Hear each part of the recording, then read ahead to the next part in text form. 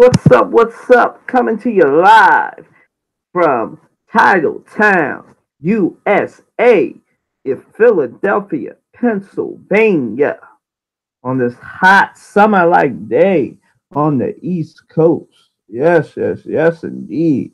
We're going to have a hot show. Right now, I'm rocking out solo, but Matt and Amina are incoming. Andre is out of town.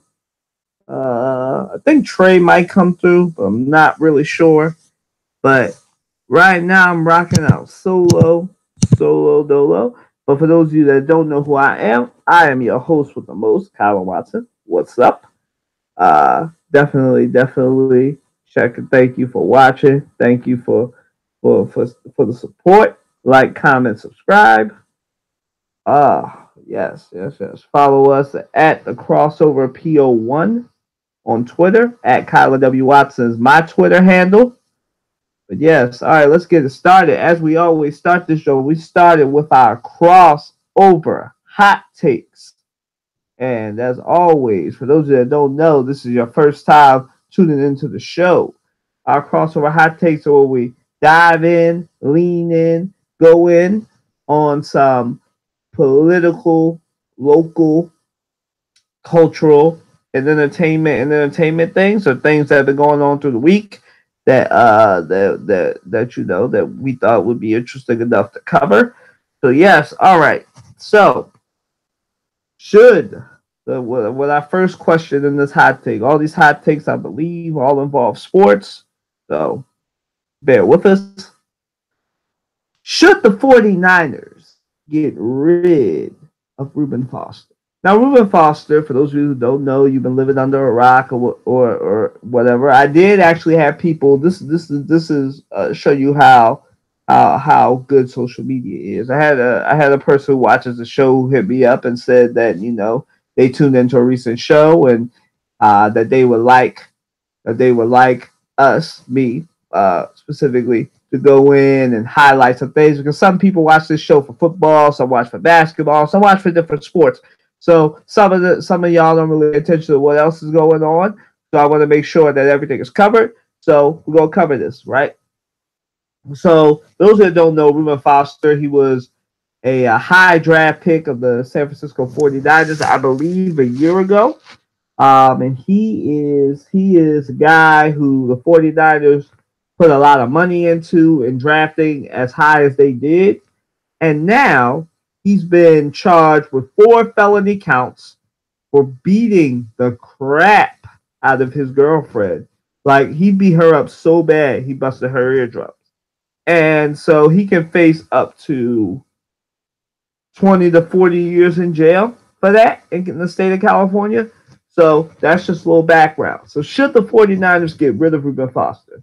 Now, we are in the NFL, or as Matt's going to call it when he gets up in here, the National Felons League. And, with Reuben Foster, he's a young, with talent like that, so this is what happens. See, teams have no problem getting rid of scrubs, getting rid of players that, aren't really worth anything to the team. And Reuben Foster's worth a lot to the 49ers. Like I said, people are really reluctant to get rid of him. That watches football cares more about players kneeling during the national anthem, and we'll get to that later, kneeling during the national anthem, than they do about domestic violence. Nobody cares about, not a lot of people who watch football care about domestic violence. And that's a shame. That's truly a shame, because if you did care, Ray Lewis wouldn't have come back into the NFL, won his rings. So many people. The only time we cared was Ray Rice, and that's because it was called on tape. Now, if this was called on tape, a lot of people would care more about it. But to answer the question, should Reuben Foster be released by the 49ers? Yes, he should. Just based on a moral thing, he should. He should be released, because he's definitely causing them more trouble than he's worth. He's going into his second or third year in the league, and he should have learned by now. These players now, domestic violence is becoming another thing that's going to kill the National Football League because so many of their players are very abusive to their significant others, and I don't understand it. I don't understand why so many of these football players are so abusive. Not all of them are so abusive to their significant others. It's like every summer, every offseason, we got a story about a football player abusing their wife, their girlfriend, whatever. And, obviously the NFL is not doing enough to curb domestic violence in this league, right? And to have Reuben Foster here and to be the new distraction, the new red meat in front of us about domestic violence. And it's a shame because a lot of us are going to watch football regardless because we don't really care about domestic violence. We fave like we cared about it when it was Ray Rice, and that's because that was caught on tape.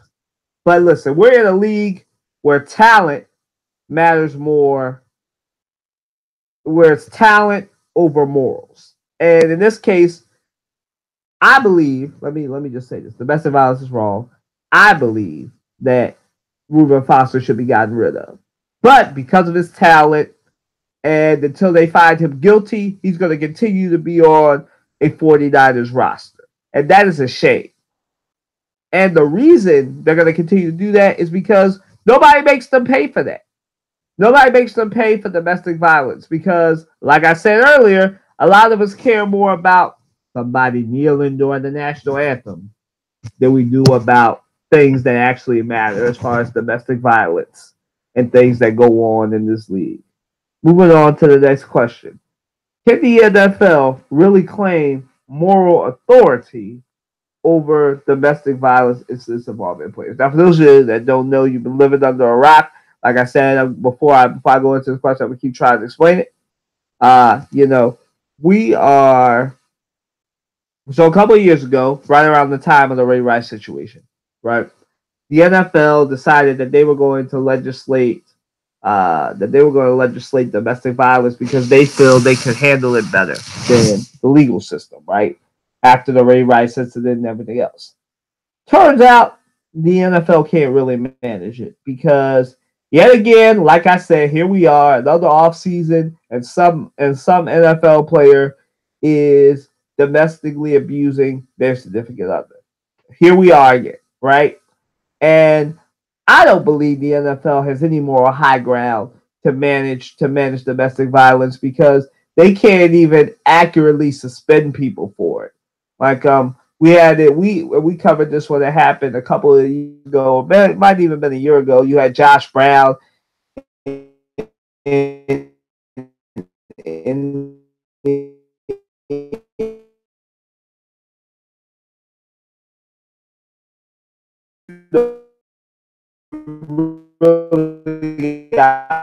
I wonder if it was life what he did and everything.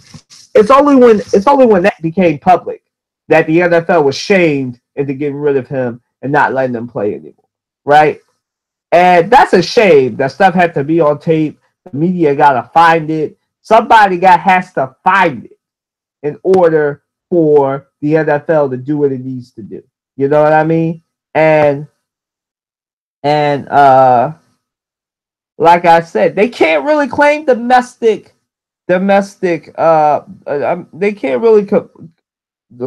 They can't really claim moral authority over something that, like I said with Reuben Foster, they're going to get rid of the scrubs that do domestic violence, but the talented players they don't serve. They don't get. Nothing really happens to the talented players that abuse their wives or significant others. Ray Rice, to be honest, when he abused his girlfriend, his wife, whatever, he was on the downturn, so it was easy to get rid of him. Plus, he was causing the league a lot of pain. Now, like I said, do I believe that that's right? No, but in the NFL, it's talent over morals. Again, talent over morals. That's why the NFL can get rid of scrubs. Like, who did they get rid of? There was a running back for the Cowboys that did something that had nothing to do with domestic violence. He was a running back. He went and shoplifted, stole cologne out of a mall. They got rid of him immediately. Now, Ezekiel Elliott, with everything that he was doing last year, all he got was a suspension. He was still on the Cowboys roster. Why? Talent over morals. So, once again, we're going to have talent over morals here. And because of that, the NFL can't really legislate. They need somebody else legislating this, an independent body, so somebody else can somebody else can legislate this and take it out of Roger Goodell's hand, because he obviously can't do it. There is no more high ground, more authority in the NFL, especially when you know that we all know that depending on who you are, depends on whether you stay in the league, you stay on the NFL roster or not. If you can't stay on the NFL roster, if you're a scrub, they'll get rid of you immediately, no due process. If it's somebody like Reuben Foster, they'll wait till the due process play out before they get rid of you. And that's a shame. And that's why the NFL can't really legislate this, because they don't really have any authority on this. They don't have authority on this. They, like I said, talent over morals. And if you're in a league like that, you can't say, oh, we're better at legislating this than the justice system, because you're just as bad.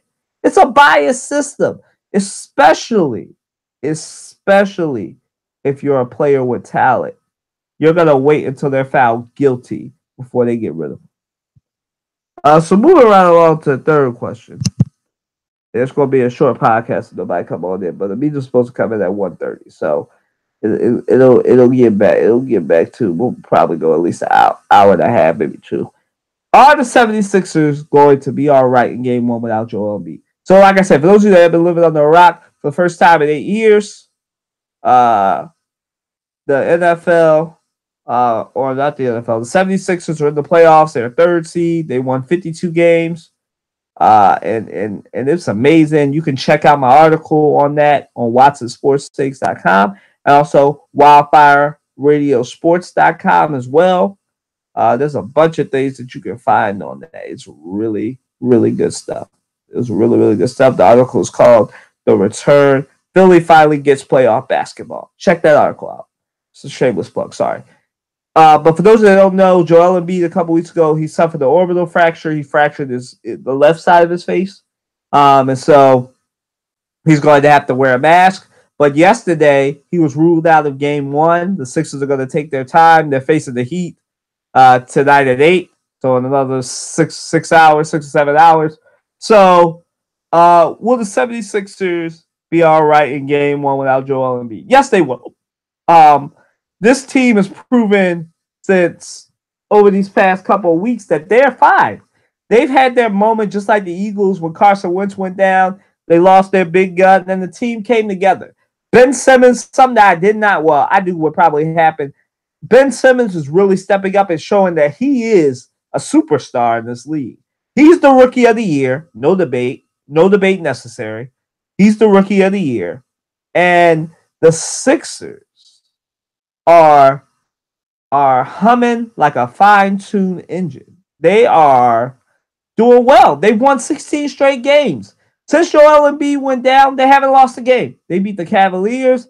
They beat the Bucks. They've beaten a lot of, they've had some teams that were in there, bad teams, but they've really done a number. And if those Sixers that showed up against the Cavaliers and showed up against the Bucks show up tonight, oh, it's a wrap. It's a wrap for the Heat. And the Sixers are a very scary team and maybe the most dangerous team in these playoffs. And I know the playoffs haven't started yet. Won't start until 3 o'clock when the Minas Warriors face the Spurs. But, the Sixers are a dangerous team, man. They're humming on all cylinders. They're doing it. And they're doing it without, like I said, without their number one scorer, Joel Embiid.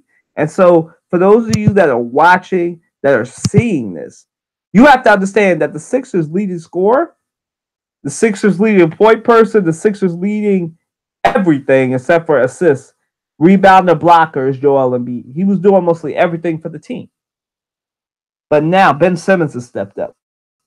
stepped up. Marco Bellinelli has stepped up. There are so many people stepping up that this team is dangerous. They're going to be fine.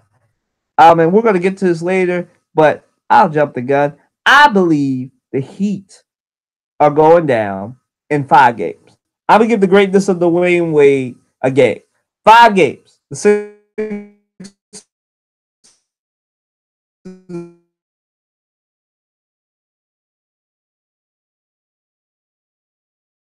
5 games. But Sixers in 5. We're going to get to that later. But Sixers in 5. Yeah, they've come together. They're having their Eagles moment now. Will this lead? Do I think this is going to lead to the Sixers going to the finals? Right now, I'm saying Eastern Conference Finals. That's what I'm saying. They're going to get to the Eastern Conference Finals. That's what I'm saying. That's my story, and I'm sticking to it. So moving to our last question of this hot take. Did the Seahawks confirm a conspiracy against Colin Kaepernick? Now, you couldn't have asked for worse timing if you are the NFL. Now, I think the story came out on Wednesday. So, Adam Schefter of ESPN reported that Colin Kaepernick had a workout scheduled with the Seattle Seahawks, right? And everything was good for it. Everything was going to happen. And it turns out that during the pre-screening process, the Seahawks asked Colin Kaepernick, would he continue to kneel during the anthem? Now, Colin Kaepernick didn't give them a yes or no. And so because of that, the Seahawks canceled the workout. And, you know, that's the facts. That's what's being reported by ESPN. That's what I'm reporting because I got it from ESPN. And, you know, it's a shame. No, we talked about this on this podcast. You can keep going back. That Colin Kaepernick, even Amina has said, there's been a bunch of people on this podcast that a lot of people's deadline on this podcast, and when Amina get it, I'm sure she'll explain it. That we were giving it, or a lot of people in here were giving it until July or late August. That if Colin Kaepernick wasn't starting on the team, now I didn't say this. That if Colin Kaepernick wasn't on the team, they stopped watching football.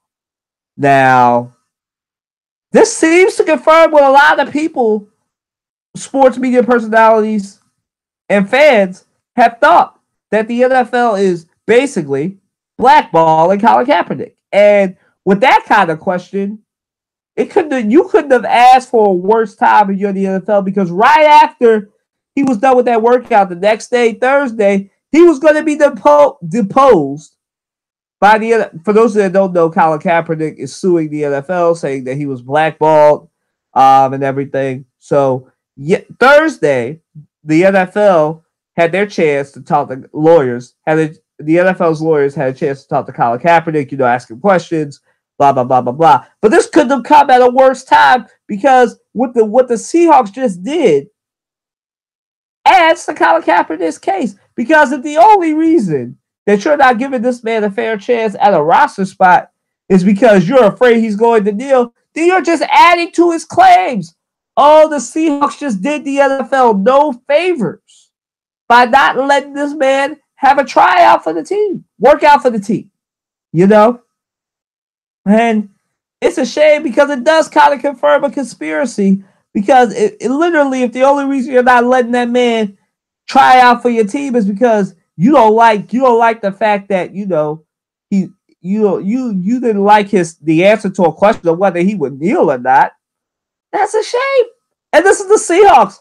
This is the same team that had Michael Bennett on it, the same team that had Richard Sherman and so many other outspoken people. And for the NFL to do that,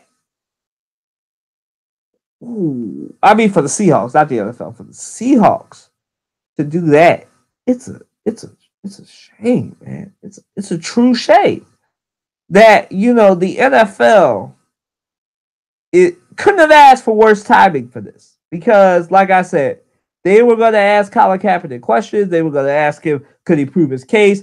And now the Seahawks just proved this case for him. And that's a shame. Colin Kaepernick should be back in this league.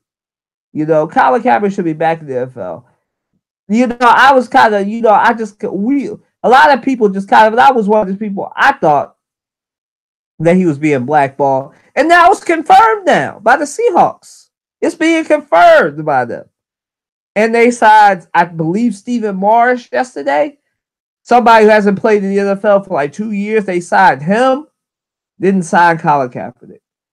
It's really getting bad, man, for the NFL. The NFL just needs to sign him, or give him a job in the office. Do something to make this not as bad as it is. Because right now, after what the Seahawks did, it's kind of confirming Colin Kaepernick's case that he has effectively been blackballed out of the league. For those of you that disagree, at Kyler W. Watson on Twitter.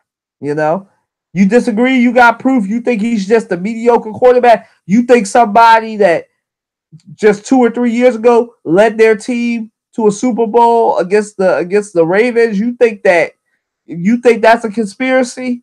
You think that he's a washed up quarterback? Show it to me. Prove it in your numbers. Because I don't think so. I think that there's a huge conspiracy because this man kneeled and he gave up his career for he gave up his career for to give a voice to the voiceless. He tried to use his platform in a correct way, and it's a shame that this has happened to this man. But moving right along to the next one. Well, do I believe Colin Kaepernick will be signed to a team before the regular season starts? I don't know, to be honest. I was coming in here before this really positive, and I thought that, he would be signed by late July, early August, before when training camp starts. But I don't know now after what the Seahawks did to him. I don't know. I really don't. I don't know, because I don't have any aspersions. I think he could come in as a backup and be somebody's backup quarterback. I'm not saying he should come in as a starter, but I don't know anymore, man. I don't know. To be honest, I'm leaning towards no. That come late July, come late August, come before the regular season starts, that he'll still be watching it on TV. He'll still have to do interviews. He might have to become a sports personality because right now he's being denied the right to work. And it's a shame that this, like I said, is happening to this man. And all he did was take a knee for more people, try to use his platform for good. And now he's getting punished for it by the NFL. It's a shame. There's no other way to put it. Sorry. Shame on the NFL.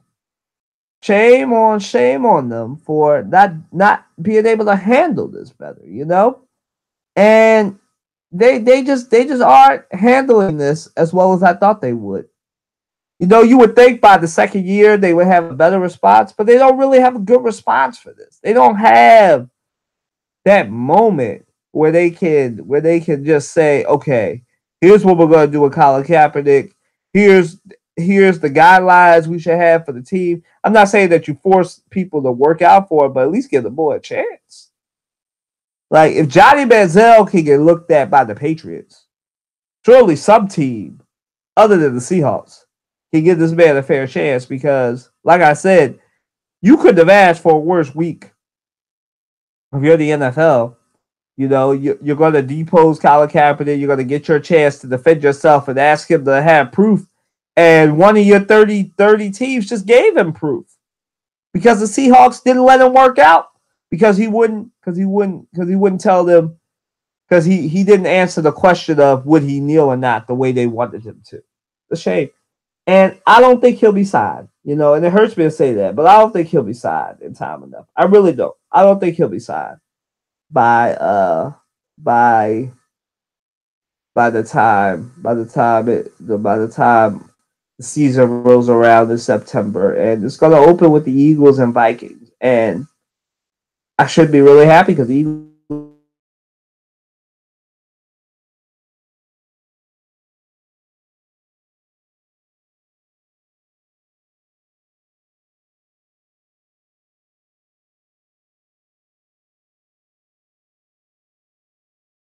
needs to do something, man. and they better do it before August. They're going to be losing a lot more viewers, especially now that the Seahawks confirmed a lot of people's suspicions that there's a conspiracy against the NFL, against Colin Kaepernick. I mean, I'm just saying. Moving right along, Matt's not here, so we'll go around the diamond when he gets here. So the Flyers, it's playoff hockey. The Flyers kind of redeemed themselves yesterday by winning. They beat the for those of you that don't know, it's playoff hockey now. And the Flyers now have tied their series with the Penguins. 1-1. They won. The Penguins destroyed the Flyers on Wednesday night, 7-0, and the Flyers came back and blew out the Penguins 5-1, and they came back and rebounded. Good for them. But I gotta tell you, the question is, why did the Flyers no show that first playoff game against the Penguins? And this question would have been a lot worse if the Flyers didn't win yesterday, but they did. So I don't know what happened to the Flyers. I don't know why they didn't get up for the first game and why they lost the first game by 7 points. I can't tell you that. But I mean, they didn't look like a team that wanted to win. They didn't look like a team that was motivated because the Eagles had just won the Super Bowl, and every sports team is saying, "Oh, we've been motivated by that." Well, they didn't play like that. They didn't play like that Wednesday night. They played better yesterday. They won the game 5-1. They outplayed the Penguins. They did what they were supposed to do after no showing and showing no effort on Wednesday. But I don't know if it's the coach. Some people are saying that Hextall is not a good coach, that he needs to be fired at the end of the season. I'm a little weary of firing people after he coaches them up to get them to the playoffs. But then again, I'm not a frequent viewer of Flyers games, so maybe I'm not the best person to say whether somebody should be fired or not. But I'm usually against that because if somebody gets a team to the playoffs, I really do think they deserve to have their chance another year to just get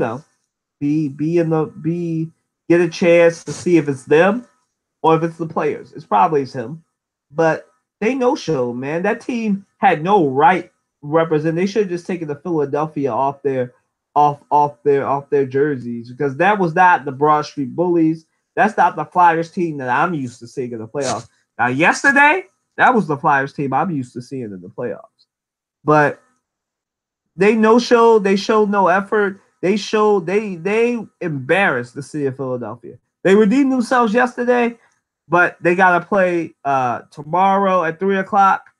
But I don't know what's going on with the Flyers. I know that they suffer because of goalie play, and the Flyers have been suffering from goalie play or lack thereof of a good goalie for like the last couple of years. That's been a main reason why they don't get into the playoffs, their goalie play. And then they go through scoring droughts at the wrong time too. They lack a consistent person who can score a goal as well. I know some of y'all are like, that's expert analysis for somebody that doesn't watch hockey that much. And we don't really talk about hockey on this podcast either. But like they don't really have a good goal scorer or a good goalie, and you need that to play to do well in hockey playoffs. I'm sorry for people that don't watch hockey, but the Flyers got blown out so bad on Wednesday night. I felt like we had to talk about this today. The Flyers just no showed that game, and it's a shame that they just didn't do what they were supposed to do, man. And there's no other way to put it, that they just could not do well. And it sucks that that's the way that this team plays the game. But hopefully they'll show up and do better. Tomorrow, and they'll be better at what they're supposed to do. There she is on time. Amina is here. I told y'all she was coming in. It wasn't just gonna be me solo today. Solo. But go ahead, Amina. Talk your stuff, man. I already know the question that you want to go in on. I did most of the questions. You can talk about. What'd you say? I said I said you were on time. I told you. I can't I You can't can't. hear you. A bit choppy. What you say? I said you hear me now. You hear me now? Wait, hold on. Try again.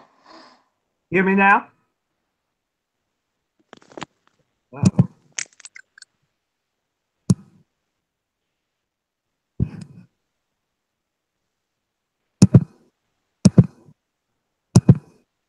Um, you hear me, Amina? Yeah, I can hear you a little better. All right, cool. All right. So, yeah, I just ran through the good portion. Like I'm on the Flyers right now, but I've ran through most of this. So I don't know which one you want to talk about. Do you want to talk about? I know you want to talk about the Colin Kaepernick thing. So go ahead and talk about. You could go back if you want to talk Ruben Foster. Yeah, talk Ruben Foster and Colin Kaepernick. Go ahead. You wrote choppy.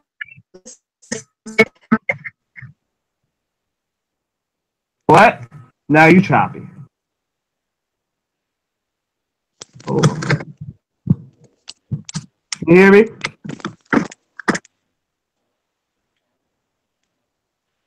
Uh-oh. Can you hear me? Amina, can you hear me? I don't know A what's going little on. bit.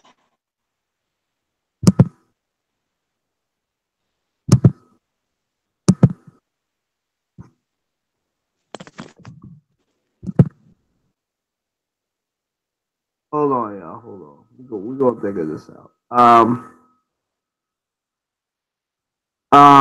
I don't even know what happened to Amina.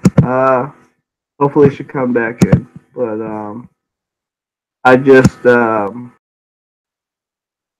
just want to make sure that everything is good. So if y'all hear if y'all hear something, that's just me making sure that everything is good.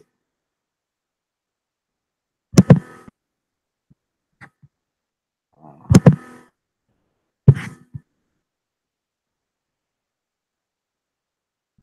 hold on.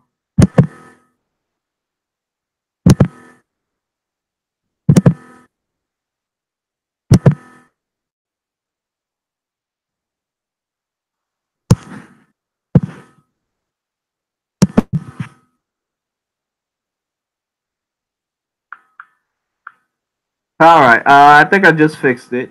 So let's get it cracking again.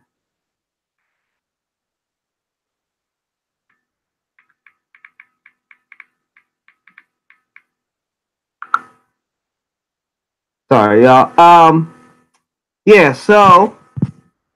Um, so Amina will be back. We had some issues there. I don't know what was going on, but I figured it out now. I believe. Hopefully, hopefully y'all can hear me now. You know, I don't know what was going on, but just let me make sure based on settings that y'all can hear me. So I'm gonna y'all might hear some. All right, yeah, everything's good. All right. Sorry, y'all. I think we're good now. But Amina will be back hopefully. Uh, because I know she wanted to talk Colin Kaepernick. So hopefully she will come back and be back. Um, but anyway, uh,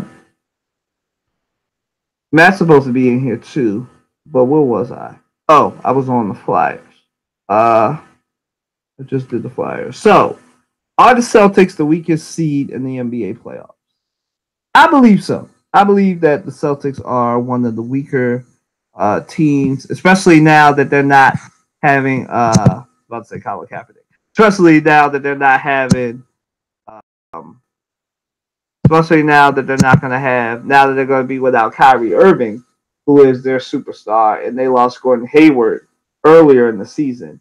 And to not have Gordon Hayward and Kyrie Irving and just be relying on Jason Tatum, I think that's a tall ask for a rookie to, lead you to the promised land by himself and along with the rest of the Celtics. See, now the Celtics are young; they've come into their own, especially during the season, especially without Gordon Hayward.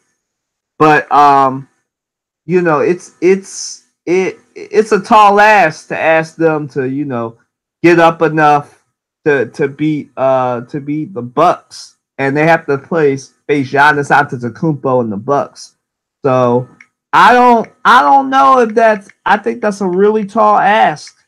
And I do believe that the Sixers are, I mean, not the Sixers, that the Celtics are, y'all can tell what's on my mind, that the Celtics are the weakest team in the league right now, in the playoffs right now, I should say. And that is what's going to hurt them ultimately. And when you have, when you have all this stuff where you're losing, where you've lost Kyrie Irving due to knee surgery, because the screws came out on his knee and everything, and you have all that, I definitely think they're not going to do well in the playoffs right now. Now, when they're at full strength, yeah, they're a tough team in the East. But I'm sorry, Amina's back. Amina, can you hear me? Yeah, for right now. All right, cool. All right, go ahead and reintroduce yourself and talk. We'll get back to the Celtics in a minute because I want to give you a chance to at least address the NFL questions that we had at the top. So I've already talked my talk, so I'm gonna let you go. Go ahead and talk on Colin Kaepernick.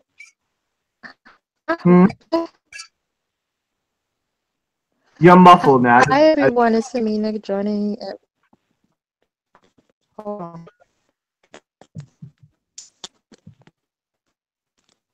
You're good. I can hear you now. Yeah, I can hear you now. Go ahead. Huh? I can hear you. I can hear you now. Go ahead. Everyone, it's Amina live and joining everyone on this very beautiful Saturday, 60 degrees, and it's just very today. Gonna tackle questions and let's get started.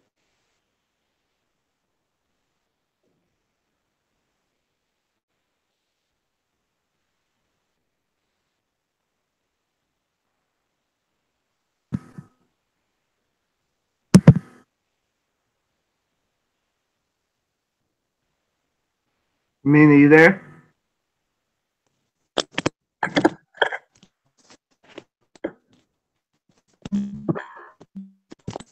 Can you hear me? Yeah, I got you now. Go ahead. I'm sorry. Did you hear anything I said or no? Totally not. No, you might have been heard by everybody else, but I didn't hear you. Go ahead and I'm sorry, repeat yourself. What you say? I said, you can go ahead. You can go ahead. I'm sorry.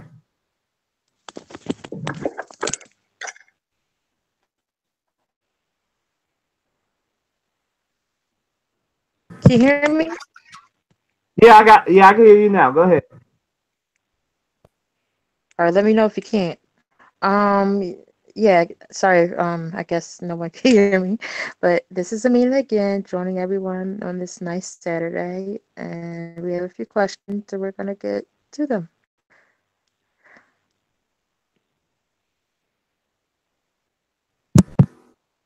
Yeah, so go ahead and talk Colin Kaepernick and Ruben Foster. I know you want to go in on the NFL, so go right ahead. All right, if you don't hear me, you can't hear me. But anyway, I'm gonna start talking. Colin Kaepernick, as everyone knows, started his movement in NFL in not this recent season, previous season, the 2016-17 season, just about 2 years ago. He gathered national and now as well international support, backlash, and controversy. Some people have a mixed sentiment concerning it. Um, movement has gone global, and it's really cool and beautiful. He is, I would say, the martyr of the sports world of my generation. He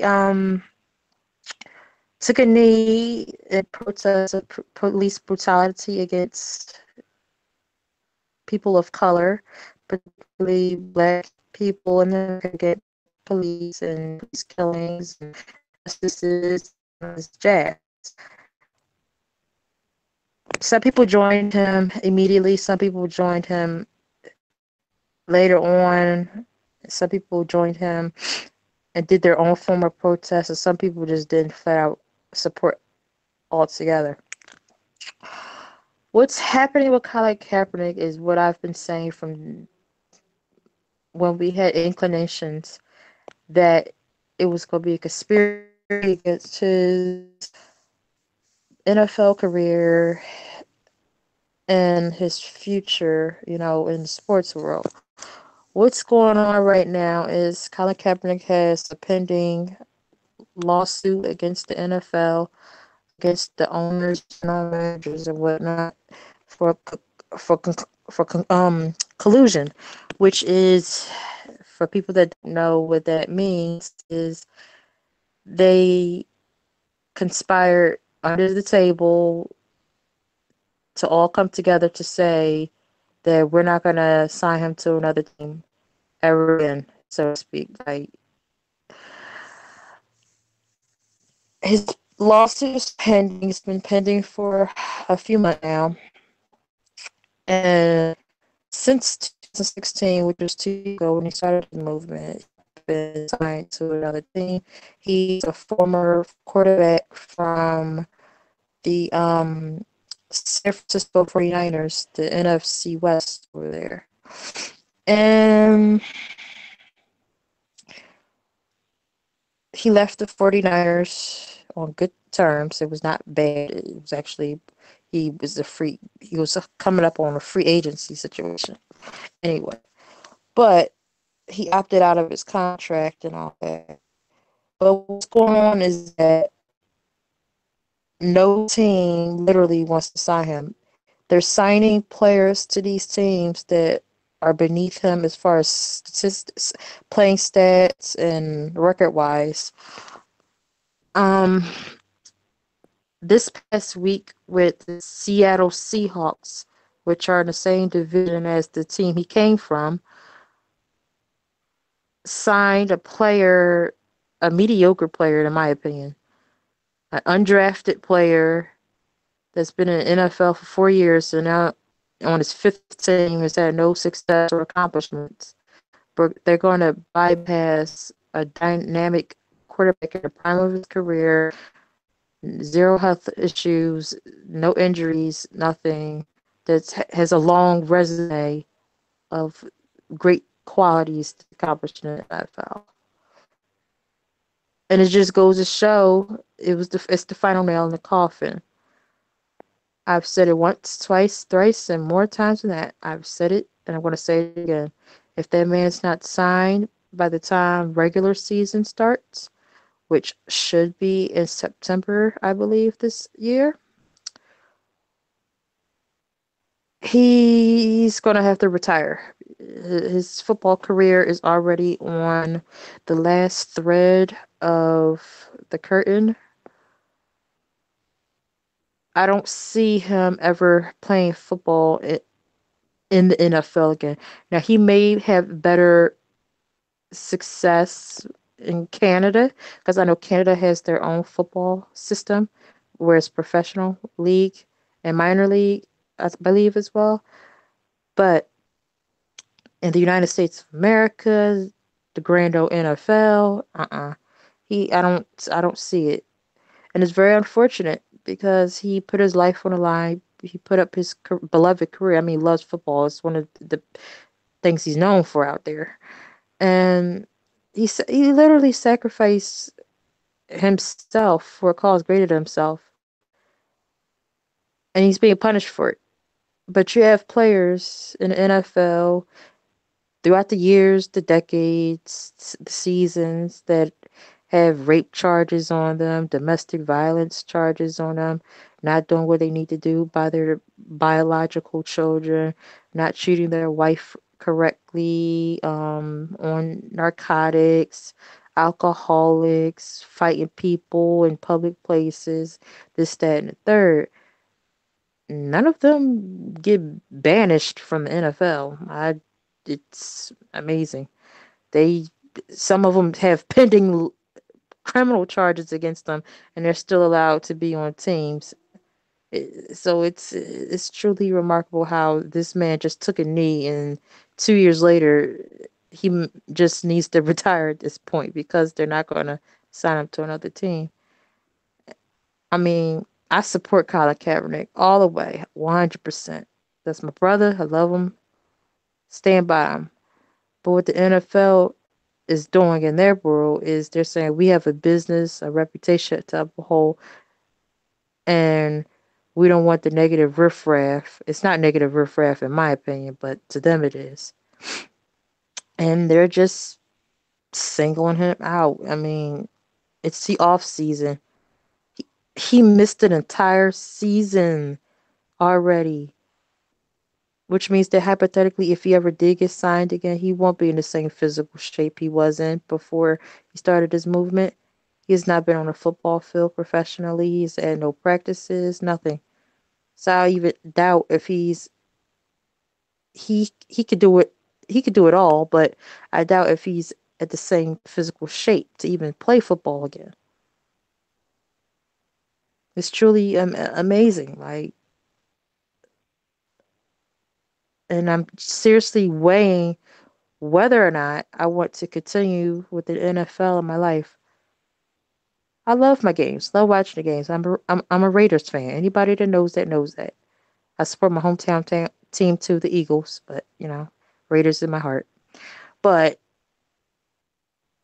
it's truly remarkable. Like I might really have to bow out of watching the NFL for good in life if that man isn't signed. Like I can't and won't feel comfortable given the power structure or the system any more ratings for any more seasons or games if their man's not signed. I mean, May's in a few days coming.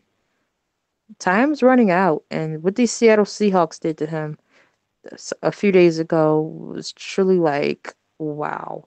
Y'all truly blindsided him. Like, y'all sat there, had a meeting with him, had an interview with him, got him all, pumped up. But y'all was talking to this other dude behind his back, and y'all signed this other dude, and y'all decided to not sign Colin Kaepernick because he would not give in to y'all. Like, he would not agree to stop kneeling. But y'all signed this fool that says that he won't even participate in the movement. Wow. NFL, wow. Seattle Seahawks, wow. I want to have respect for the Seattle Seahawks. They used to be, in my opinion, a decent, respectable team. But I can't bang with y'all no more. Like, really, y'all really set up there and did that to Colin Kaepernick. I could see if this was a team like the Patriots or the Cowboys or one of them. But come on, it's the Seahawks, really? And y'all need Colin Kaepernick. This offseason, y'all basically depleted y'all roster at this point. Y'all have really, outside of Russell Wilson, y'all have no strong power force on that team anymore. Y'all needed Colin Kaepernick, but y'all gonna pass him up? Wow. This movement has changed lives. I mean, it's opened people's eyes. It's opened the onion peels of society. It's brought out ugly sentiments of how people have been feeling under the table over the years that they've kept silent to themselves. People want to watch their football, but they don't want social and political agendas involved with it, and that's not right. Like, it's not cool. This isn't the NBA. This is where they can't kneel. There's no laws or policies in the NFL that they can't. So I don't know what's up. Like, other than they did a conspiracy against my brother, and all I know is that it's perfect timing for black athletes in the NFL as football players to get out of the NFL altogether and form our own league. We once, back in the old days, we had our own basketball leagues, baseball leagues. We had some type of football as well. It's going to get to that point where you either want to stand with your people or fall for nothing. But I think it's about time that black men in the NFL come out of the NFL and start their own leagues. And with unity and the proper financing backing of it, it can and will happen because I believe in no doubts. But Colin Kaepernick, I think it's time within the next 2 months, if you're not signed to a team, I think you should do some type of major interview or press conference to announce your plans in life because you've yet to really address the public about your movement you started 2 years ago. So I'd like to hear from you personally, but it's necessary for him now to truly step forward and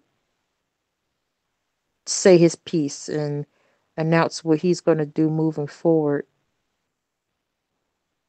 hypothetically, especially if he's not signed to a team, because he can't remain just sitting there as a free agent. He has to either get signed somewhere or he has to retire. You can't be a free agent for forever.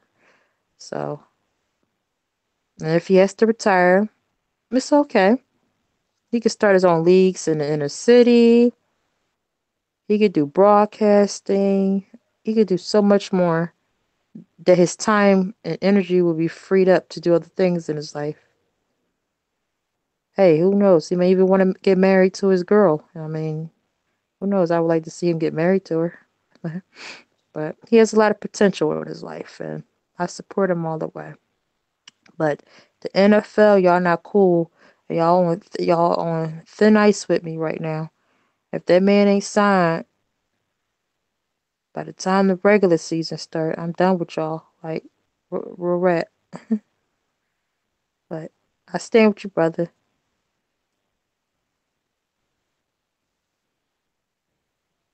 And Kylie can go now.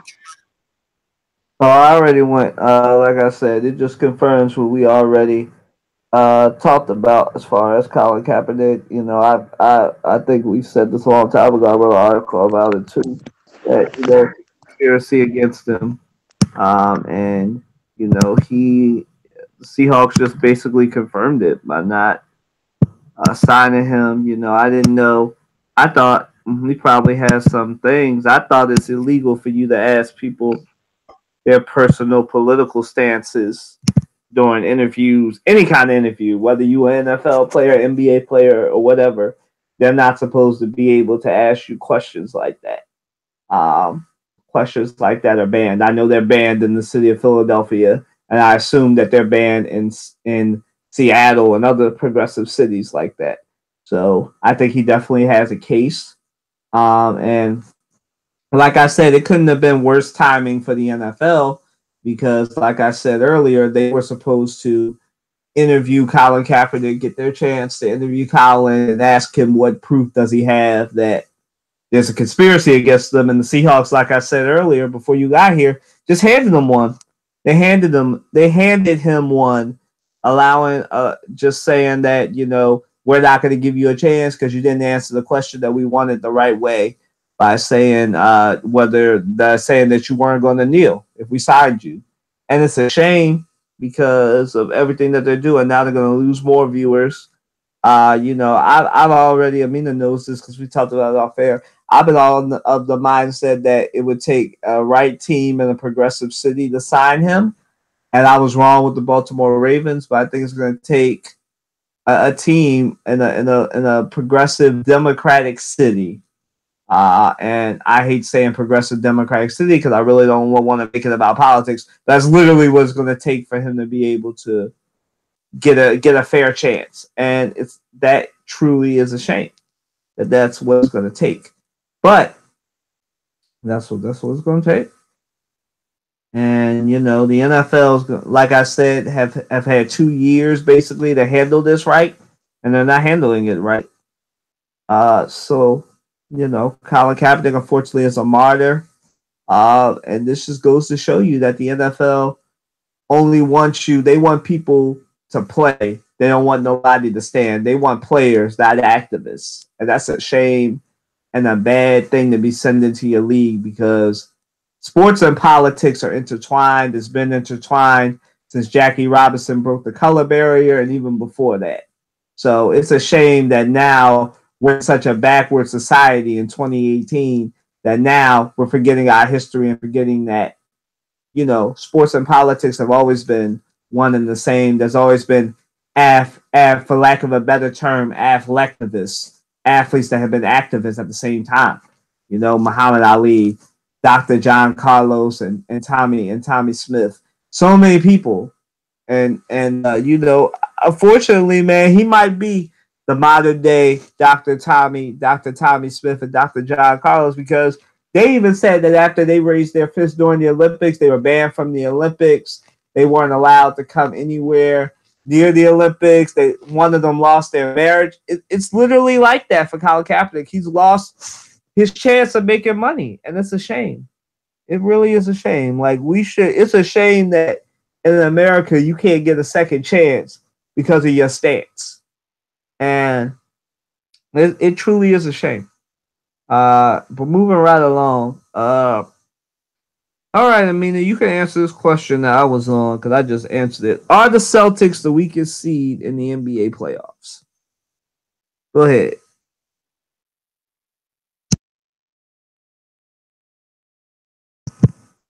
Amina, you there?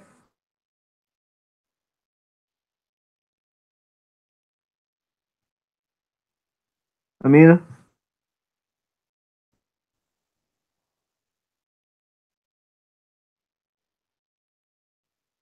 I don't know what happened to Amina. Uh, that's a shame too because I'm about to get to her Warriors. Amina, you there? You're muted, so I don't know. I don't know if you're trying to talk, but you're muted. Okay, I was muted. Oh my God. Can you hear me? Yeah, I can hear you now. Now that you're not muted. Yeah, what was you saying about the Celtics? About them being the weakest seed, are they? Oh, that's the question. Do you think they're the weakest seed in the NBA playoffs? No. Not exactly the weakest. Are they one of the weakest? Yes. Are they the weakest, which means that they're the now they're in playoffs? Are they the bottom of the 16 teams? No. They still got a fighting chance. I mean, they go up against what's that team? The Bucks. And the Bucks, it'll be a challenge, but I don't know who's gonna win this round, the Bucks or the Celtics. But they still have a fighting chance. I mean, they made it this way. I mean, they're second seeds. They made it this far. Like, I don't see them flat out just losing it all. And they've had fighting power in them. I mean, it goes back to the first game of the season this year when Gordon Hayward went down within minutes of his first game of the season on the team.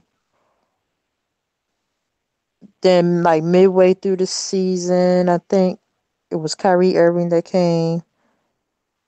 Then he got injured, but this team they're still holding up, and they got a fighting chance. I mean, they even if they do get eliminated in the first round by the Bucks, it won't be on purpose. It'll be because they fought through. But no, there are other teams in the playoffs that are weaker. Like you got the Wizards, you got the Pacers, and both teams in the East. By the way, those are weaker in my opinion. Like they typically never make it past the first round in the playoffs, from what I understand and see. But the Celtics, past the present, have the fighting power to go far. I mean, it's Boston. I mean, they have crazy sports fans, but no, I don't see them being the weakest, but I see them being one of them. They're not top ranking, like the top eight of the 16, but they're not flat out bad.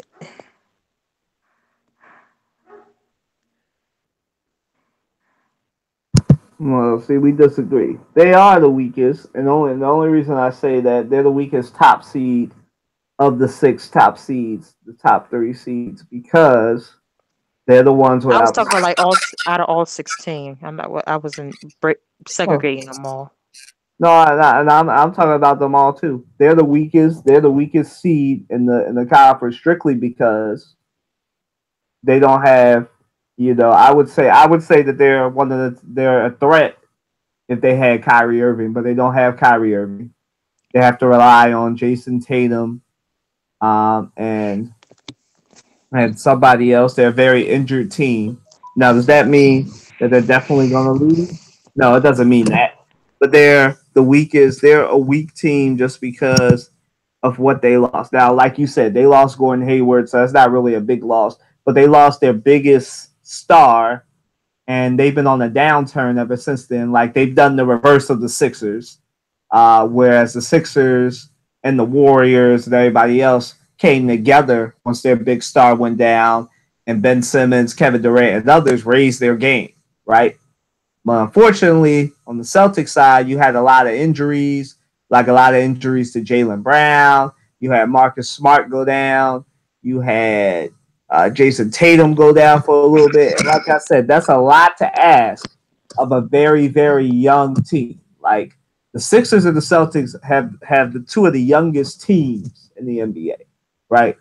Now the Sixers have been able to, like I said, it is yet to be seen because both of these teams have yet to play. But the Celtics, man, it just seems like they've just been done in by the injury bug. Like there's no bigger team that's been affected by the injury bug than and we don't really have any Celtics fans in our podcast network, the people that come on here. But there's no team, and I think Amina will agree with me. You can say it. You can say it.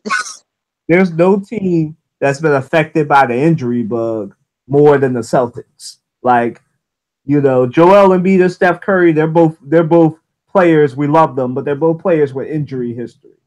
But no team has been more affected by the injury bug than the Celtics this year. Like, I don't know what they did, what happened this year, what's going on, but it seems like every time you turn around, you see an injured Celtic, and I listen. I think the Celtics are a great team. I respect their history, but it's a lot to ask of Jason Tatum, the number three overall pick, to lead us against Giannis Antetokounmpo, lead us to the promised land. You're down Kyrie Irving and you're down Gordon Hayward, but lead us to the promised land. And I don't think it's going to happen. I think they're just weak just because of how the injury bug is just running through this team. And that doesn't mean that I think that they're going to lose to the Bucks, because I think they're facing the perfect opponent for them. Like, I think they can beat the Bucks in about 5 or 6 games. But it wouldn't surprise me if they lose to the Bucks just because of everything they've been through this season. Now, next season, when they get Gordon Hayward, Kyrie Irving back, yeah, they're going to be one of the most dangerous teams in the East outside of the Sixers. But I'm just, there's just they're the weakest team to me right now on both conferences. Some people would say it's the Warriors, but I think it's the Celtics. Moving right along. So, Amita, are your Warriors in trouble without Steph Curry? No. And my team has proven itself. This situation involving my beloved team, anybody that knows me knows that I'm number one Warriors fan. Um, This situation involving my team lately with these injuries reminds me of last season when Kevin Durant went down in the regular season, and it was a surge after that. Like,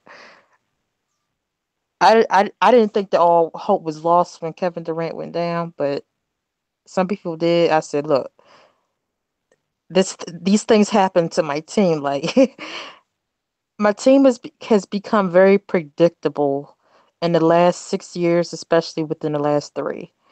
It's like we have a dynamic season up until All Star Weekend. Like after All Star Weekend, we start tapering off. Maybe have a few injuries here or there. Then playoffs, we bounce back and boom.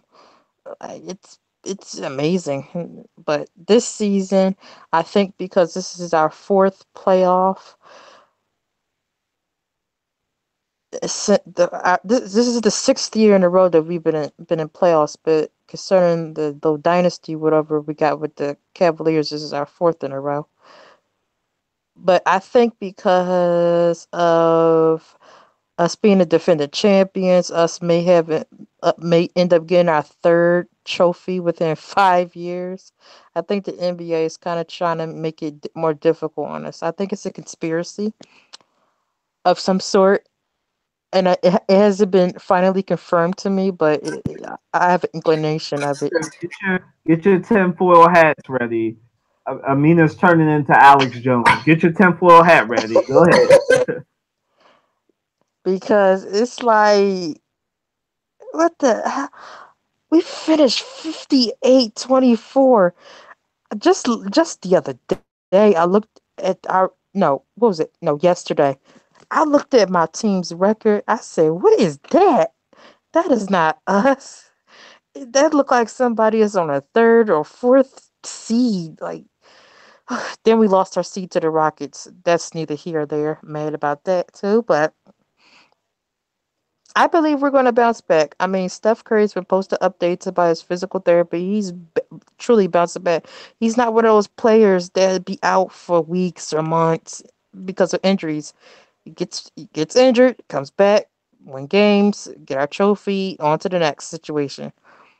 But he'll be back no later than the second round. Hopefully, maybe even the late first round. But we have our other all stars to depend on. I mean, Klay Thompson on one of our last games of the season, this season, he basically smashed the opponents. I think it was the game against the Suns we played. Like, he really showed that he's a veteran player, two-time champion. Like, we got him, Kevin Durant, we got Draymond Green, crazy self over there. But so we'll be fine. I don't think this will be a tragic playoff season for us. I mean, we're playing the Spurs for the first round, and we're playing the Spurs without Kawhi Leonard, might I add. This is just your regular Spurs from San Antonio. This is not Kawhi Leonard Spurs we're playing at this point. I think we're going to be fine. I mean, Steve Kerr is a wonderful coach. He gets with the team. He has extensive locker room meetings with them and to get out the funk. But it's truly ridiculous how all these injuries have happened to my team one after another. It's like a good 4 or 5 of them in a row. It's like I can't keep track of them. But for some reason, injuries don't knock my team down like other teams. Like, we get injured and we bounce back. And that's what I expect out of my team. I don't expect anything less than that. I think we're going to go far. I mean, if it be in the will of God to bless us with a third trophy within 5 years, then that's what God will do. And if not, I'm still proud of my team regardless because we've done things in the last 3 years that have smashed records and started new records. I'd be happy if we get another trophy, and I would be happy. I would still be happy if we don't. I'm not stressing it. I'm at the point like there's nothing else for my team to prove. It's nothing else. But hey, injuries are no major factor to us. The players on my team have great physical therapists who get them back in shape, and they'll be all right. And Steph Curry's in the gym lately and getting physical therapy. He'll be back. And when he does, it's gonna be putting people on notice because that's what he does. But it'll be a very interesting playoffs, and we play our first game today at 3 against the Spurs. So looking forward to seeing how that goes. And hey, I wish my team the best. I mean, came so far these last several years. Ain't no time to be regressing and going back to where we was several years ago, and that's not happening. This team is still young. So everybody on this team is still in the prime of their careers. We don't have no old senior citizens on my team. So we'll be all right.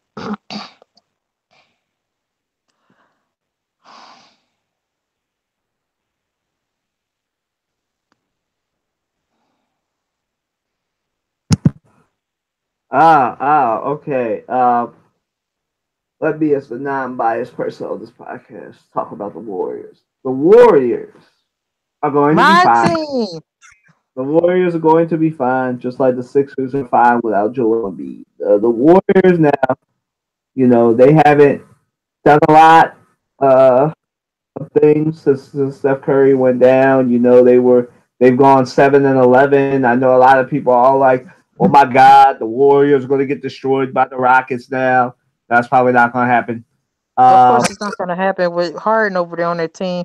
He doesn't show up during playoffs. He shows up during regular seasons. He doesn't have success in the playoffs.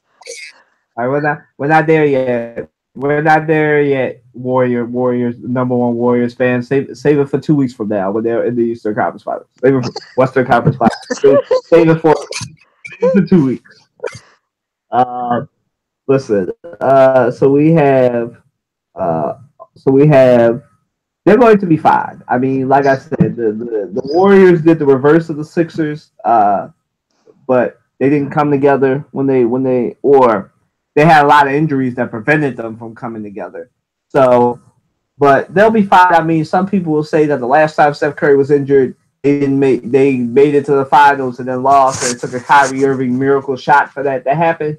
But a miracle, a Steph Curry that is injured is a the last time they went to the finals. So it's a good Steph Curry to have. But if he's limited in any way, then the Warriors can't do much. So hopefully he will come back in the second round, be fully healthy, make it to the finals, and we'll see. We'll see my prediction or my fun prediction is Warriors Sixers. My more logical prediction. I'm getting tired of the Cavaliers. My more logical prediction is Warriors Cavaliers, but my fun prediction is the Warriors and Sixers. But the Warriors will be fine. Kevin Durant the switch will turn on. The Warriors will show up at 3:00 in a couple of minutes, 46 minutes to be exact. They'll show up, show out, and everybody will be like, "Well, where was this Warriors?" Because they're gonna hit the switch. My team, we save our energy for playoffs. This happens. Like they tank late in the season, but then playoffs, all that energy they save, it comes out. Like, and when they hit that switch, everybody will go back to normal. But right now the Warriors are coasting.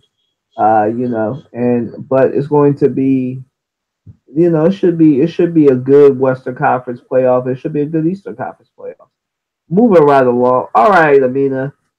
In our 1-8 matchups with the Raptors and the Rockets, are we going to get an 8 over a 1 in the NBA playoffs? I'll start. I don't think so. I don't think we'll get that. But then again, I was wrong when it came to UMBC in Virginia, and I hope that doesn't happen again. But if it does, I never really believed in the Raptors anyway. Nobody outside of Toronto believes in the Raptors.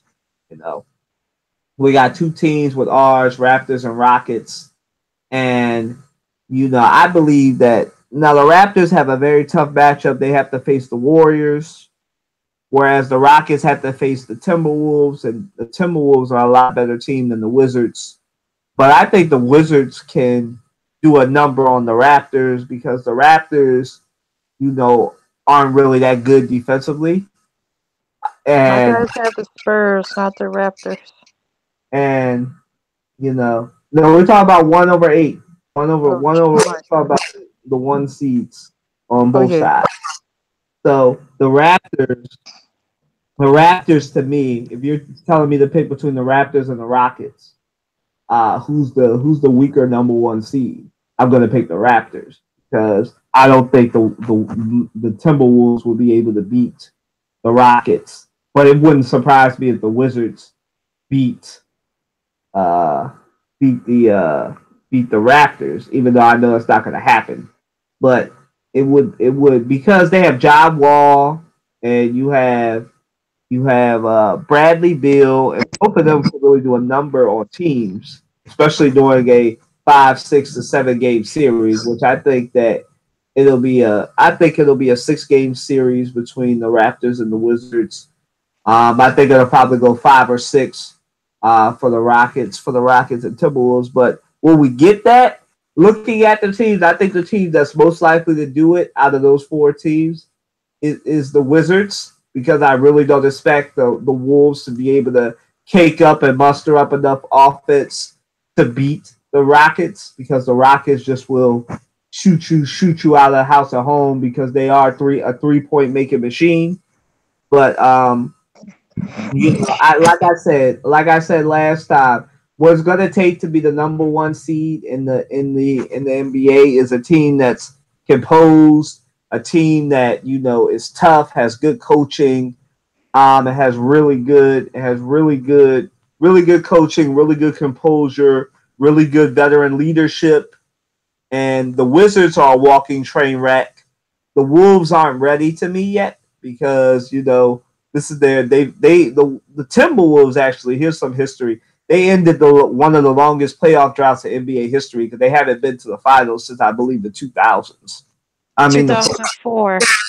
the playoffs in the 2000s. So 14 years. They ended a 14-year drought. And the Timberwolves, I believe, won't go past the first round because they have to face the Rockets. The Wizards, I believe, have a chance. I think they might, if they play it right and if they show up, that they could go 7. But I just think the Raptors and the Rockets will prevail and move on to the second round. But you never know. I mean, like I said, it's going to take a team that's composed and a team that's hitting all their shots to beat the Raptors and the Rockets. But I don't think it's going to happen. I don't think it's going to happen this year. I don't think this NBA playoffs will mirror the NCAA college basketball tournament, where there were a lot of upsets early on, but it wound up being real chalky. I don't think there will be any upsets. I think the chalk remains in the NBA playoffs. But go ahead, Amina. Concerning what question? Oh yeah, you said it all. It's kind of redundant now, but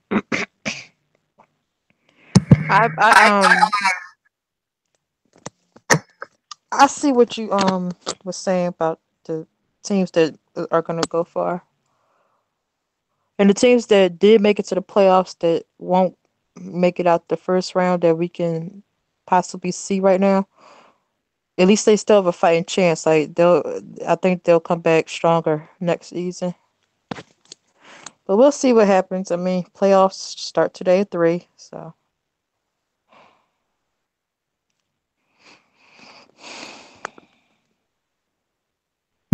All right, well, let's hit them. Let's hit them with our predictions then. 76ers versus Heat predictions. I'll start. I picked, because the 76ers are the better team. This is their first time in the playoffs in 8 years. They're going to get Joel Embiid back by the second game or third game, hopefully. I believe, like I said, I'll give the greatness of Dwayne Wade 1 game.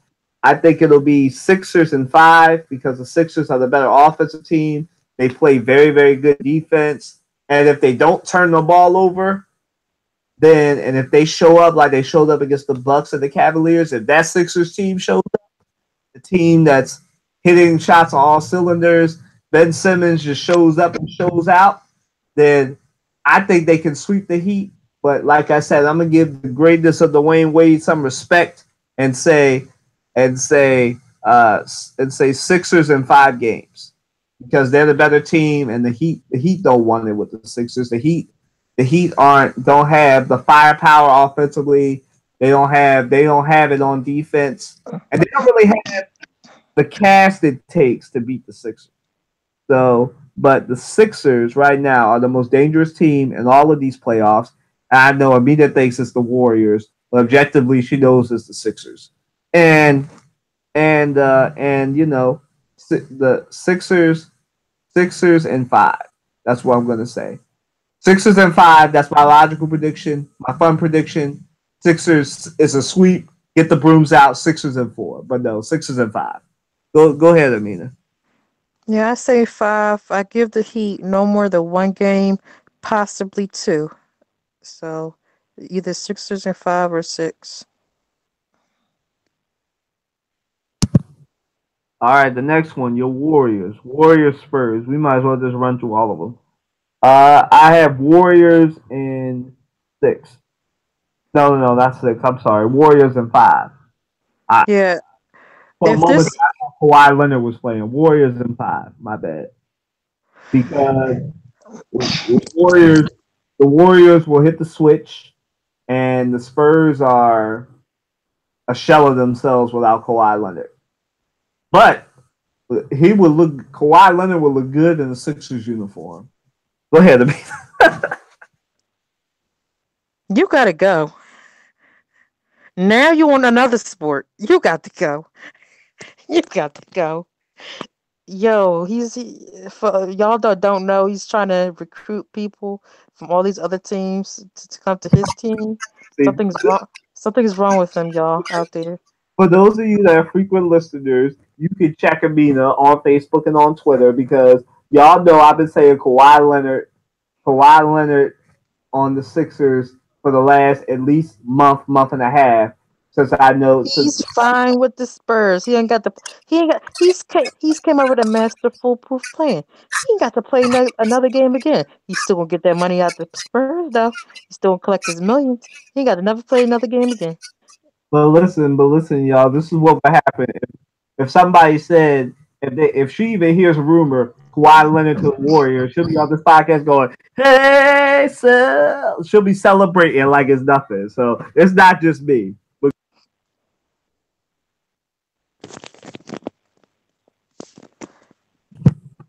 Go ahead, Can you hear me? Yeah. All right.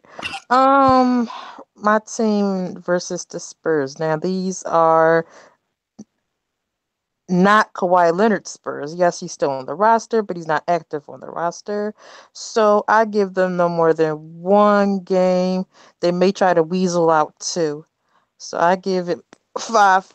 No, I give my team 5, possibly 6, if the Spurs can weasel out 2, because you gotta remind yourself that my team got 4 All-Stars, 3 of them veterans.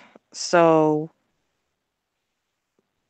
this team, the switch, the playoffs is a different time of the season than the regular season for my team. The regular season, sure, you win games, boom, but playoffs is like boom. It's like they play beast games.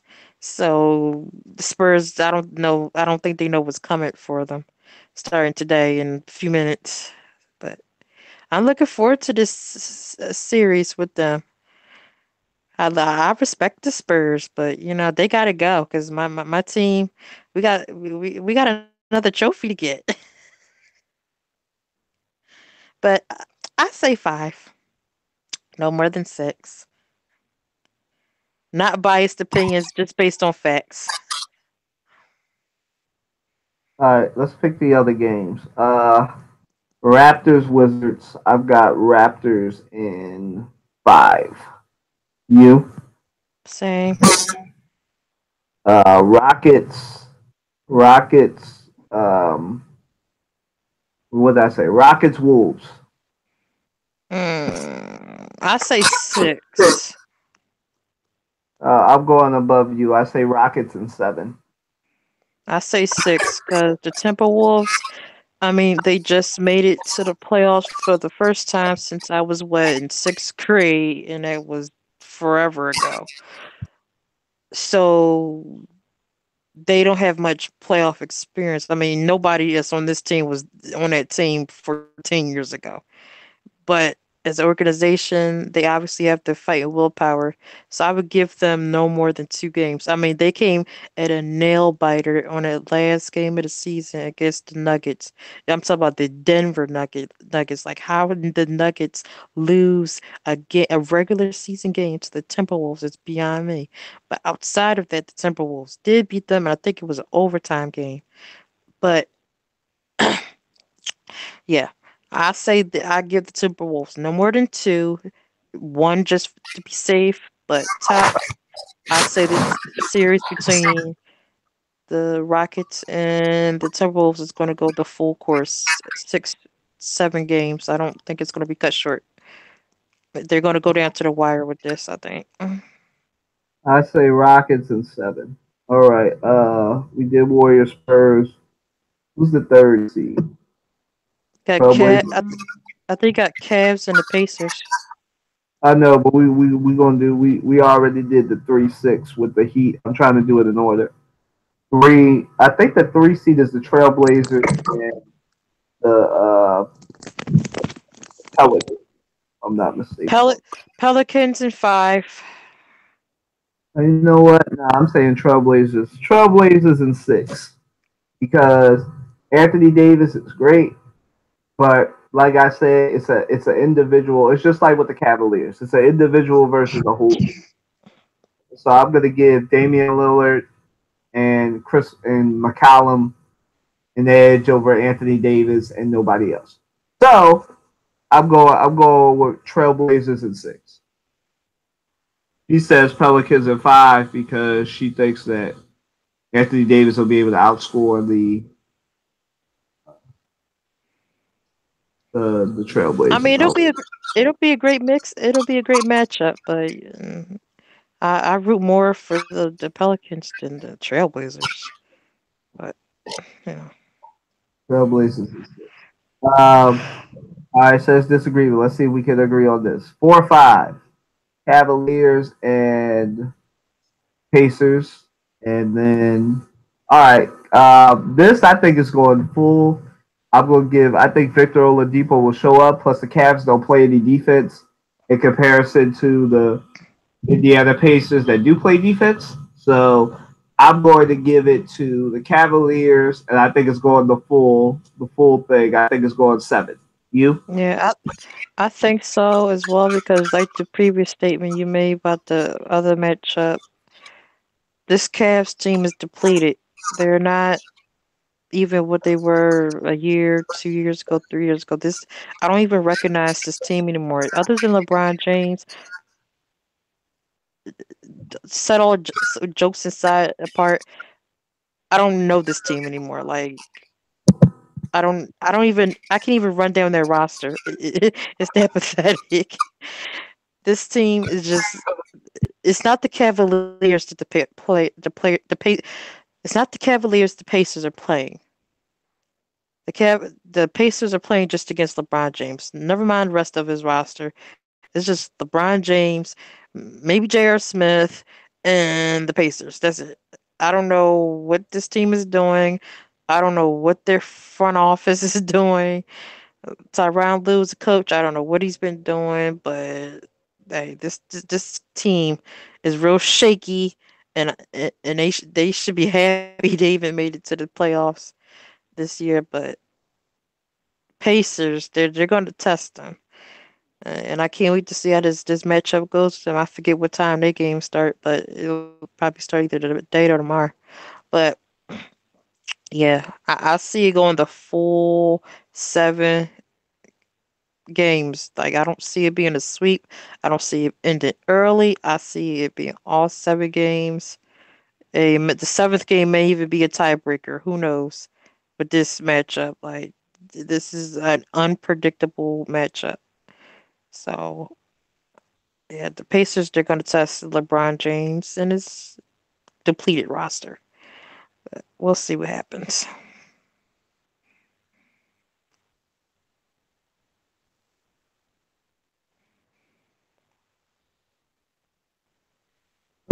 Hold on, I'm trying to look up what the 4-5 matchup is on the west side.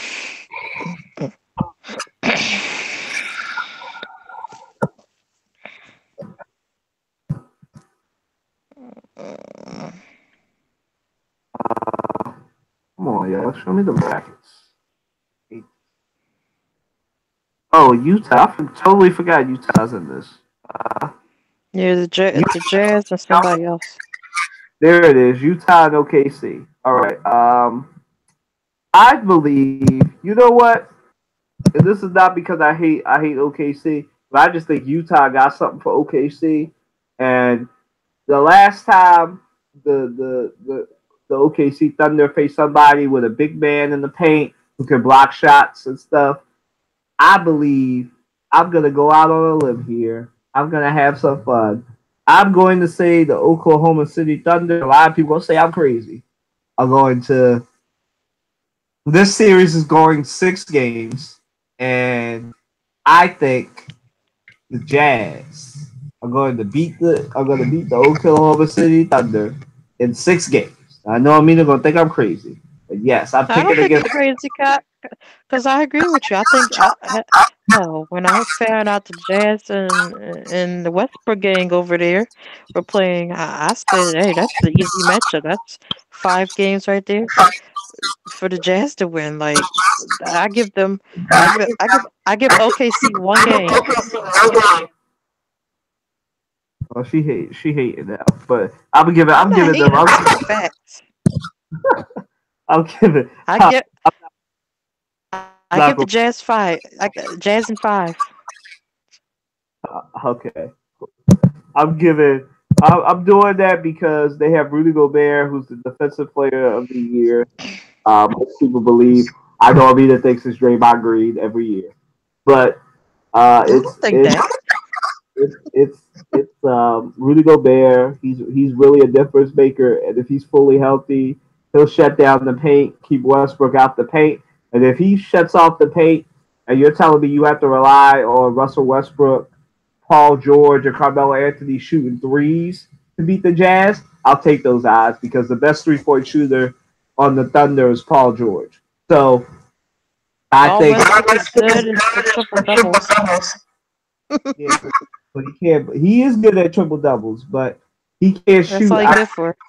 He can't shoot outside. A lot of people. This is the thing. We got a lot of superstars who can't shoot. Like Russell Westbrook. And some people are gonna at me at Kyler W. Watson, but Russell Westbrook is a great player. I'm not taking nothing away from him, but he can't shoot. He can't hit 3-point shots. This has been proven his whole career. Like if you shut off the paint and make him a jump shooter, he's not going to be good at shooting jump shots. So if they shut down the paint, which I think they'll be able to do with Rudy Gobert if he's playing, and if he's healthy, Jazz in 6. I would give, and it might go 7, but I think Jazz in 6. Jazz in 6. Did we cover them all? I think so because it's only 8 matchups because it's only 16 teams. Yeah, okay. I think we covered them all. All right then. So we're gonna move right along to our last NFL question. Then we'll get back to Jay Wright and the Knicks. But we're gonna go to the breaking news of yesterday.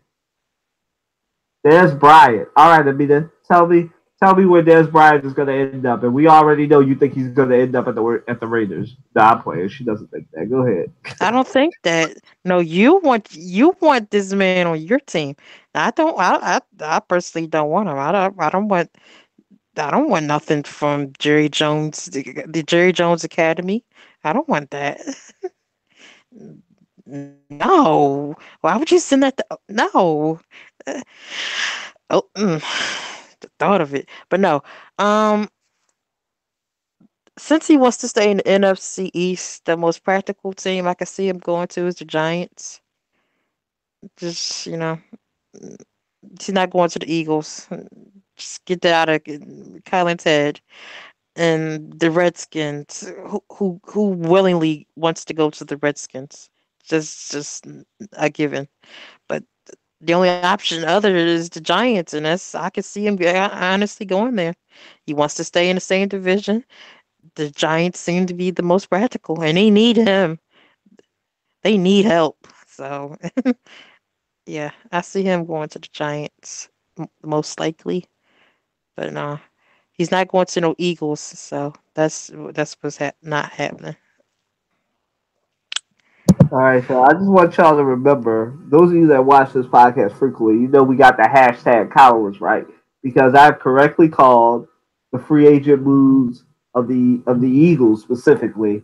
Like last year, I was the only one on this podcast for real, calling that Alshon Jeffrey would sign with the Eagles, and and I didn't call the exact specifics of the deal, but I called everybody who signed with the Eagles. I said it'd be LeGarrette Blunt. I said it'd be Alshon Jeffrey. I said it'd be Torrey Smith. I called them three biggest free agent signings. This year, I've said, and they all laughed at me, Matt and Amina, and a bunch of other people said that it's not going to happen. They're not going to get Dez Bryant, and even some of the Eagles insiders are saying it's not going to happen. But I keep telling y'all keep doubting me, and I keep being right. I don't know if he'll wind up with the Eagles. Even though I'm starting to doubt it a little bit. Good. But if he don't wind up with the Eagles, and I'm still holding on. I'm 60% that the Eagles are going to sign him. They're going to make a way.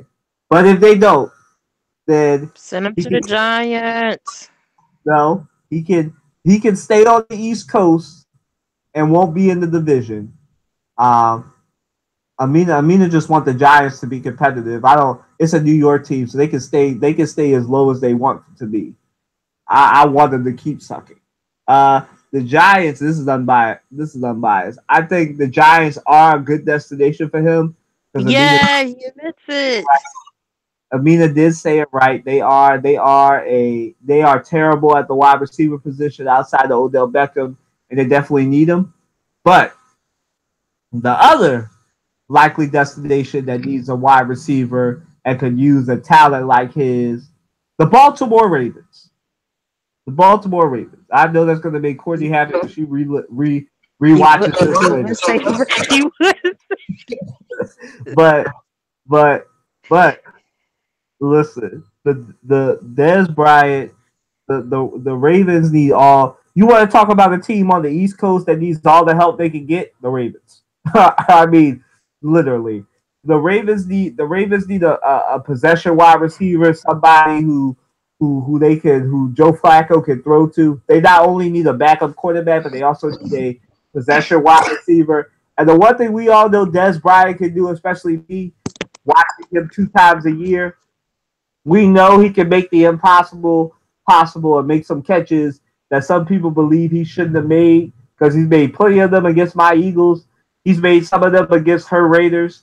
We all know that Dez Bryant can catch. But the one thing the Ravens need is a possession wide receiver and somebody who can get wide open. And I believe that what happened to Dez Bryant isn't the fact that he's getting old. The boy's he's about to be 30. He's a year younger than Colin Kaepernick. Like, he's about to be 30. He's not that old.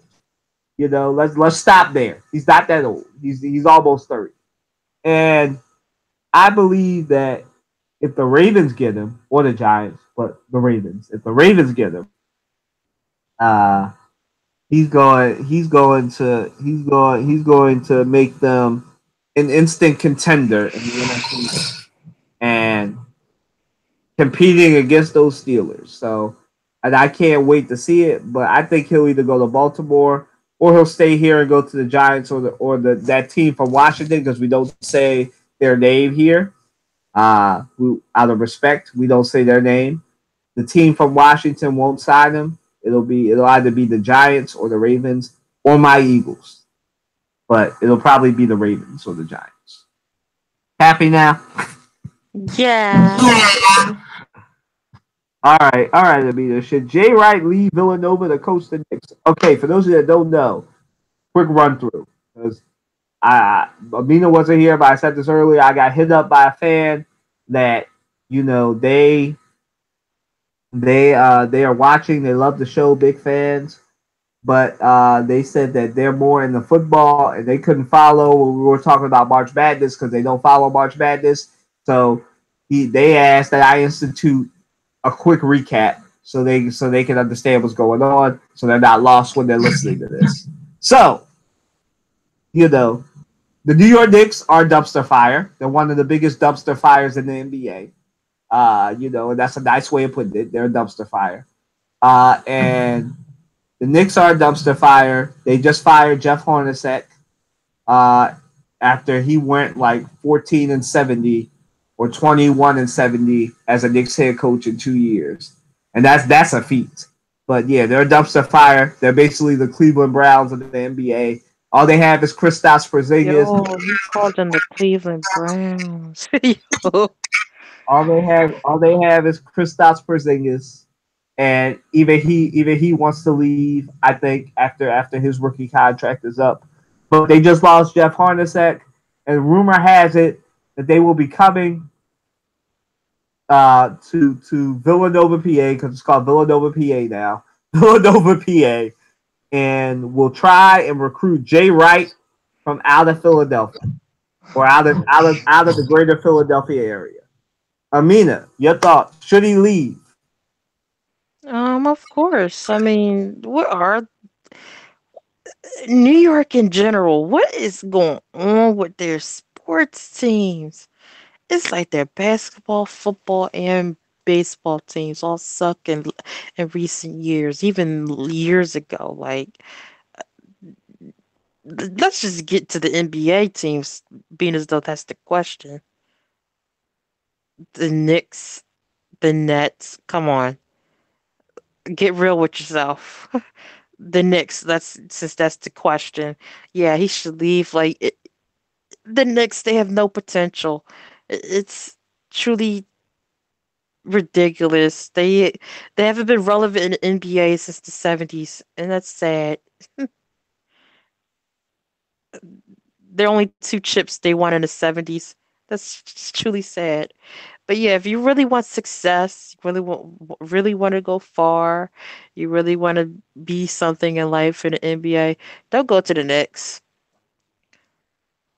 Leave the Knicks if you're on the Knicks, and don't sign to the Knicks if you're looking for a team. Just respect yourself. Like, in general, this is for anyone. Like, come on,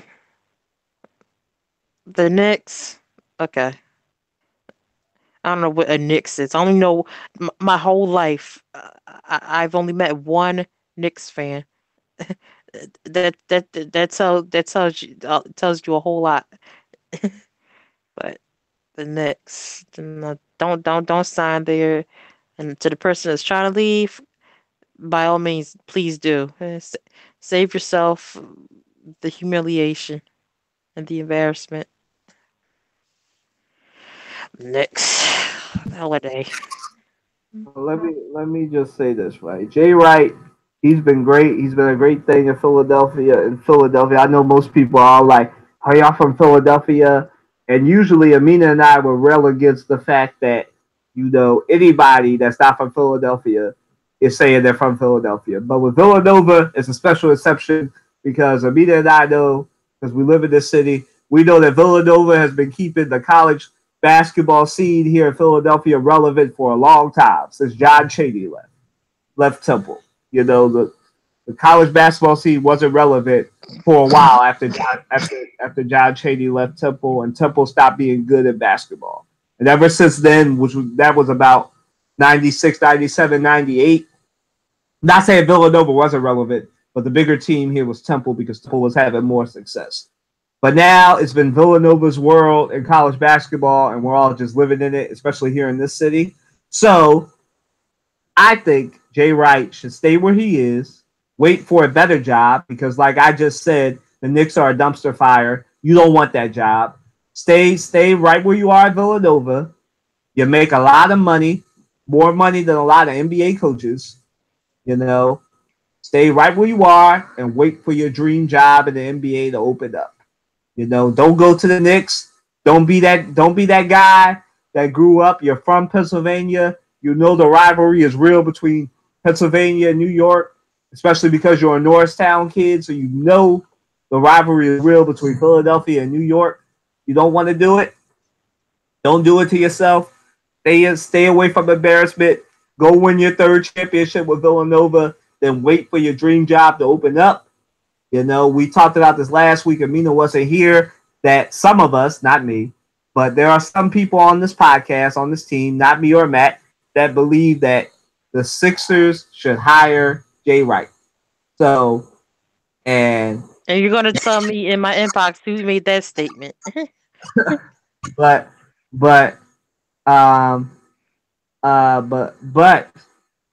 you know, Jay Wright should stay at Villanova. Wait for his time. He's still a relatively young guy. I think he's about 48, 49, maybe 50. Amina can check me on that, how old he is. I think he's in his late 40s, early 50s. He's still a relatively young guy. Stay right where you are. You know, wait your turn.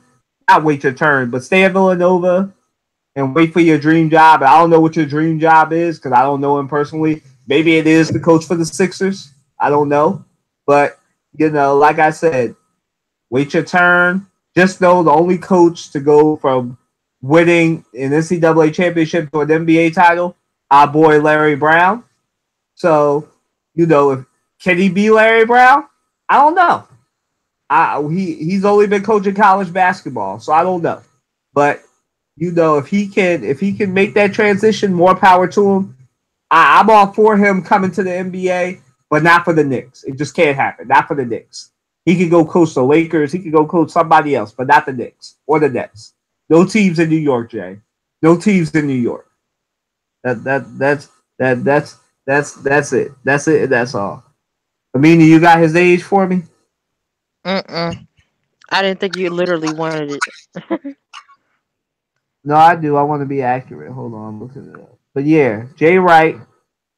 I think he should stay. He should stay in his home state until it's time. Until it's time for, you know, until his dream job opened up. And who knows what his dream job is? Like I said, maybe it could be the coach of the Sixers.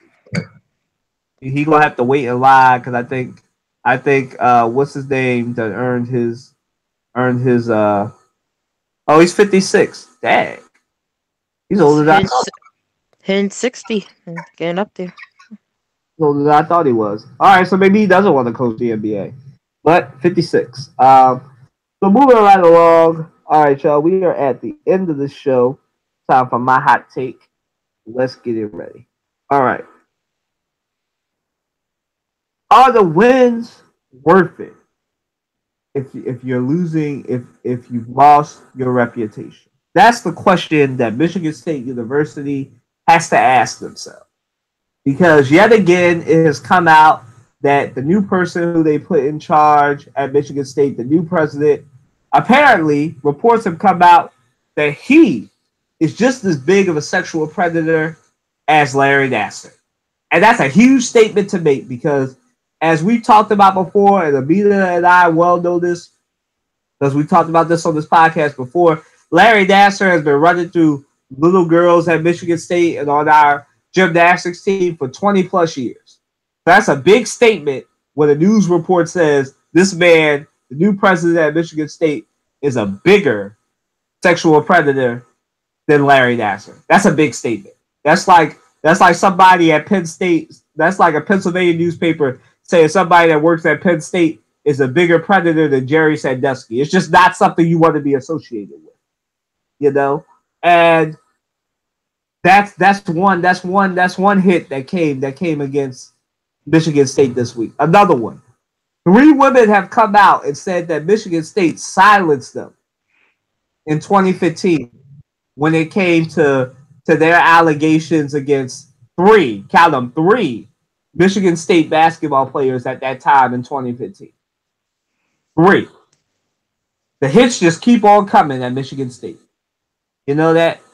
And So that's 3. Now we also have that the school may also be sued for Title IX violations that go along with the Larry Nassar stuff, go along with the sexual assaults that have been happening or have been alleged to have happened with the football team and the basketball team.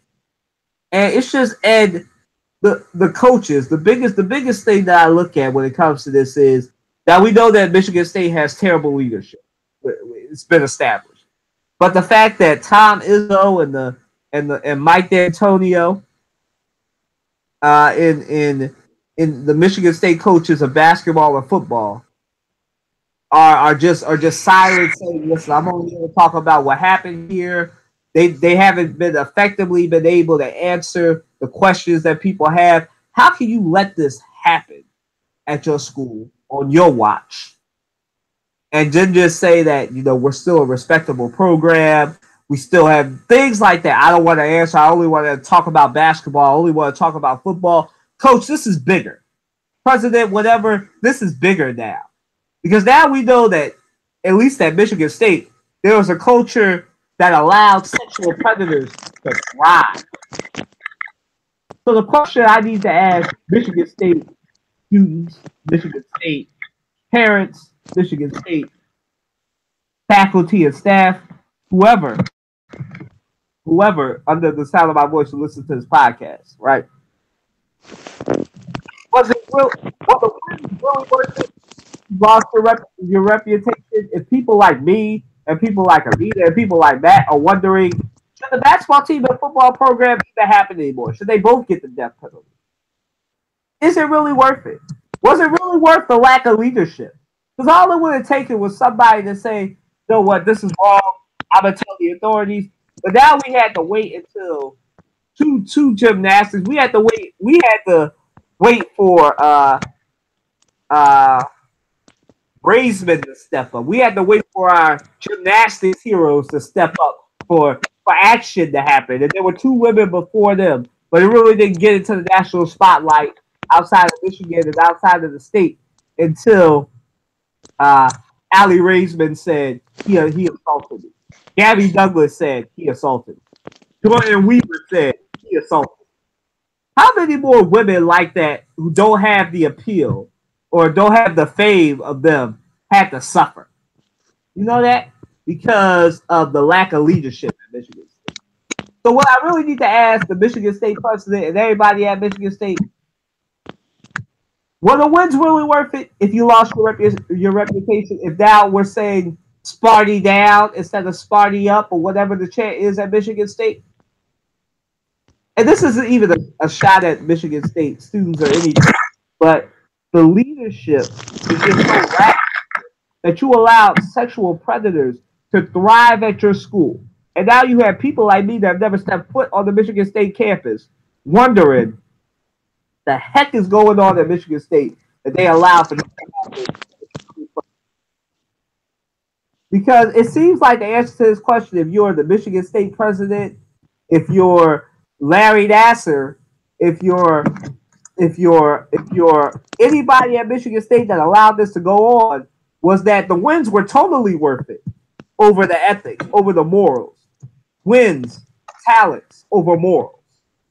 Winning over morals. So again, were the wins really worth it if your school has lost its reputation? And we work in the industry. Amita and I, she wants to be a nurse. I'm going on sports journalism, where reputation is everything. If you lost your reputation, there's really no reason for you to be there. So my question to Michigan State is, was it worth it? Because it seems like it was. And the fact that you lost your reputation as a good school with good sports, it's just not worth it. And it's a shame that at Michigan State it seemed like winning was more valued over the right thing.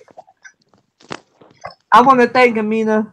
I want to thank I can't thank me. I want to thank Amina for coming out.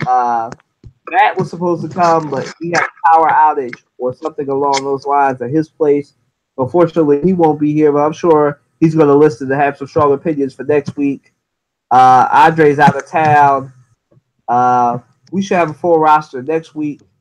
Like I said, I want to thank Amina for coming through. You guys have a great weekend. Enjoy the summer-like weather on the East Coast. Matter of fact, I feel like the whole country is experiencing some summer-like temperatures. So enjoy the taste of summer. Hopefully spring will show up. And have a great weekend. Be safe. Deuces. Have a great weekend.